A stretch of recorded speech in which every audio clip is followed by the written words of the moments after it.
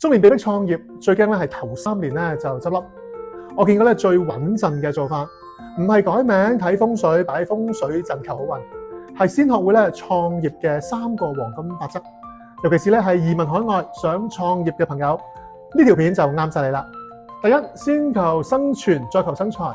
創業咧第一步咧唔係成日諗賺錢啊，要諗咧點樣能夠生存過到頭3年先。記住，先生存，再咧諗下慢慢嘅發展機會。第二，要有咧抗壓嘅情緒彈性。真正厲害嘅創業者係遇到挫折嘅時候，能夠跌低又爬翻起身。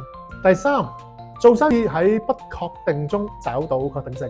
創業咧最驚就係自我懷疑，我做呢件事究竟啱唔啱嘅咧？冇錢賺仲使唔使繼續？已經3個月冇糧出咯噃。其實確定性咧唔係一眼你就睇到結果，而係咧知道自己做緊嘅事情係有價值、有長期主義喺入邊。如果你想知道更加多咧種子法則點樣可以幫到你創業，可以咧留意我下一條視頻。